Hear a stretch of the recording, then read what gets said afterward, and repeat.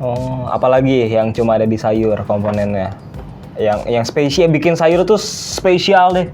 Sebenarnya antara sayur dan buah tuh sifatnya saling melengkapi sih. Jadi ada seratnya, ada vitaminnya, ada mineralnya, ada antioksidannya. Jadi tuh akan saling melengkapi sehingga membuat badan kita itu bisa berjalan dengan lebih baik.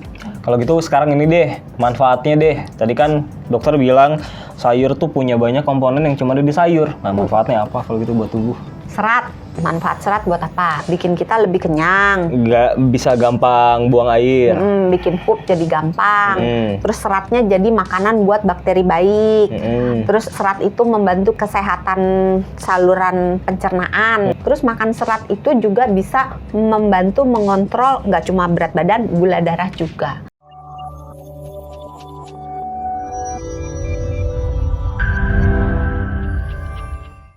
Ada orang-orang yang juga makan sayurnya mentah, ada yang ditumis, ada yang digoreng. Dari semua itu mana yang baik? Yang mentah, yang direbus, atau ditumis, atau digoreng? Kalau secara zat gizi pada umumnya yang mentah lebih baik. Oh gitu? Pada umumnya. Cuma dicuci, habis itu dimakan? Iya. Itu tapi bagus. masalahnya kan kembali lagi tergantung kamu ngejarnya apa. Terus tergantung. Oh, karena beda-beda. Beda-beda. Terus tergantung jenis sayurnya. Karena tidak semua jenis sayur aman dikonsumsi dalam keadaan mentah. Contoh. Apa aja sih yang aman? Kentang. Oh, kentang. Kentang tuh ada solaninnya. Solanin tuh? Solanin itu dia ada di zat kimia yang ada di dalam kentang yang biasanya dia normal ada di dalam kentang yang gunanya untuk melindungi si kentang supaya nggak diacak-acak sama binatang lain gitu. Jadi kalau rasanya itu agak pahit sehingga kalau binatang makan maka dia dengan sendirinya baunya nggak enak, pahit gitu kan, dia pergi nggak jadi makan, kentangnya selamat gitu. Nah kalau dikonsumsi terlalu banyak, ketika kita mengkonsumsi makanan yang mentah, maka solanin ini bisa menyebabkan keracunan dalam tubuh kita. Jadi nggak sehat. Tidak semua makanan bisa dan aman dikonsumsi apa dalam sih keadaan sayur yang bisa dimakan mentah? Yang bisa atau yang nggak bisa? Yang bisa pada umumnya bisa sih. Sayur-sayur yang lotek ya, atau yang karedok ya, pada itu umumnya bisa ya. Tapi kalau terong nggak boleh banyak-banyak, karena di dalam terong kentang juga jangan gitu. Itu kacang juga jangan. Pokoknya semua macam olahan kan sebenarnya oke-oke aja asalkan dicucinya benar. Iya, selain tadi itu juga. Karena banyak loh cara mencuci sayur yang salah, ya kan. Saya kemarin dok nonton video. Dia ada apa pas kita talk show? Enggak, nonton video di medsos gitu. Ada yang dia salah nyuci sayurnya, ternyata pas dilihat itu di zoom masih ada ulet-uletnya. Iya. Itu ada, terus habis itu dia A/B testing lagi, nyucinya udah bener, uletnya keangkat. Nah itu gimana nih cara nyuci yang sebenarnya paling bener nyuci sayur tuh? Nyuci sayur itu sebenarnya semua bagian sayur yang akan dimakan itu dicuci. Pertama itu. Kedua, cuci sebelum dipotong. Cuci sebelum dipotong. Cuci dengan air yang mengalir. Jangan di baskom, direndam. Jangan. Bukan jangan sih. Kalau itu hanya sebagian dari proses mencuci, rendam dulu, tapi nanti habis itu dibilas dengan air yang mengalir, nggak ada masalah. Kenapa nggak boleh? Karena kalau direndam, itu pestisidanya, tanahnya, hewan-hewan yang kecil-kecil ada di dalam itu ya kuplek-kuplek di situ aja kan. Kalau dengan air mengalir kan dia kena air langsung jatuh, pluk ke bawah gitu. Oh, kalau dicuci air mengalir itu udah jaminan jatuh semua tuh? Ya pestisida lah, ya ulet.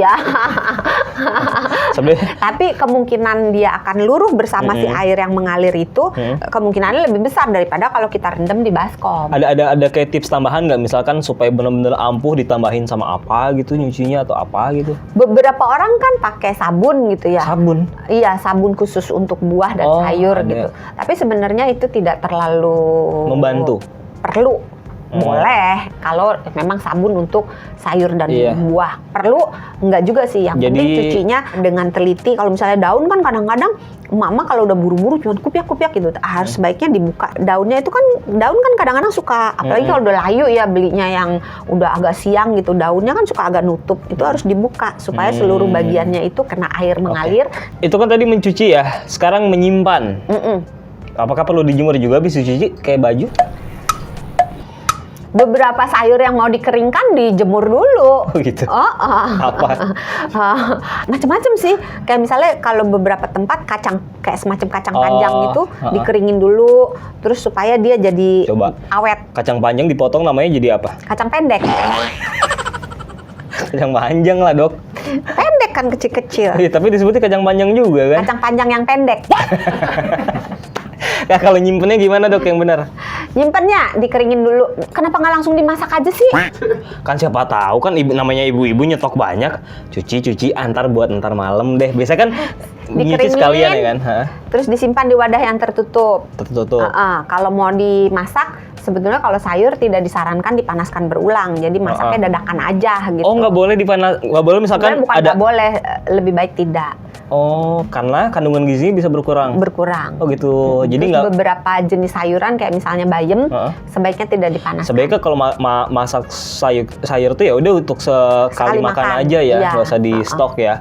Kalau gitu tips sederhananya, Dok, supaya orang yang nggak suka makan sayur. Saya tuh nggak suka makan sayur karena pahit, Dok. Ya ampun. Coba kalau rasanya manis sama kayak coklat, saya makan tiap hari. Orang-orang seperti Mas Sony mungkin loh ya, mungkin punya gen yang menyebabkan dia merasakan sayur, persepsinya itu sebagai sesuatu yang pahit. Nah, iya tuh. Karena memang dari seluruh populasi orang di dunia ini mungkin sekitar 25% termasuk orang yang di golongan super taster. Apa itu super taster? Jadi dia indera perasa di lidahnya itu super sensitif. Jadi kalau ngerasain pahit, kalau kita pahit doang, kalau dia pahit banget gitu kan. Saya super taster tapi cuma buat sayur. Kalau gitu ada tipsnya nggak buat orang yang nggak suka sayur supaya mau makan sayur? Pilih satu jenis sayurnya. Karena beberapa jenis sayur memang pada dasarnya dia itu mengandung zat yang pahit yang buat orang kebanyakan normal biasa aja sih, kayak makan timun. Timun kan nggak ada rasa pahitnya, buat nih sebagian sahabat sonora juga enggak, biasa aja. Tapi saya. Buat golongan yang si 25% yang indera perasanya sangat sensitif, dia kan mempersepsikan timun pun pahit. Nah, jadi pilih sayuran yang misalnya pada dasarnya di basicnya memang manis, jagung manis, wortel gitu. Terus kalau nyuci apa ngupas, misalnya dia mau ngupas timun. Timun itu kan di bagian batang yang deket apa namanya gagangnya.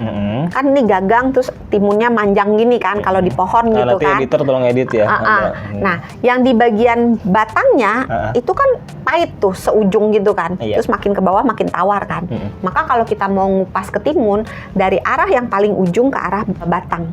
Jadi jangan dari batang ke arah sana karena nanti pahit yang dari ujung ini akan kebawa ke seluruh bagian timun gitu. Terus nyucinya beberapa sayur misalnya kayak pare kan harus pakai garam dulu gitu atau direndam dulu gitu. Terus ketika masak tambahkan sesuatu yang bisa menetralisir si rasa pahit ini. Misalnya dibikin jadi pedes, dibikin jadi asam manis, jadi asem gitu. Tambahin gula, tambahin bumbu, tambahin protein gitu. Dokter Santi pernah loh ngasih sayur ke saya, terus dicampur sama ciki biar saya mau. Pernah waktu itu. Dimakan sama saya. Ini sama dokter loh. Sama dia nih dikasih nih. Tapi ya jadi ketutup kan. Gitu. Yang penting mungkin poinnya samarkan rasa sayurnya dengan sesuatu yang boleh pahit. rempah, boleh manis, boleh pedas, boleh pahit, pahit, asam, tambahin jeruk. Tapi jangan ciki gitu. juga ya. Ketahuan deh, gitu kan. Ya semoga dengan nonton konten yang satu ini Anda yang nggak suka makan sayur jadi tergerak untuk makan sayur walaupun dikit ya, tapi nggak apa-apa ya, at least mulai dulu aja. Mulai aja dulu, nggak perlu langsung kasih 1 mangkok gitu. Aduh, enggak tuh. Mulai dulu aja 2 suap, 3 suap. Kalau udah bisa nanti nambah lagi dikit lagi. Atau campur ini biasanya sama apa? Itu bumbu. dari samping udah ngomong ngaca gitu. Ya udahlah. Saya hanya meneruskan aja yang ada di belakang layar. Saya mau ngaca dulu, introspeksi dulu. Yang jelas Anda subscribe dulu aja deh. Terus juga sambil nonton, komen-komen aja kalau ngerasa kontennya bermanfaat. Atau mau mention teman Anda yang nggak suka makan sayur, boleh di like sama di share juga. Dan kalau gitu kita ketemu di episode selanjutnya di Kamu Sehat. Masih sama Sony Wicaksono sama Dr. Santi. Yes, dan selalu jaga kesehatan always karena Sehat itu mudah, sehat itu murah.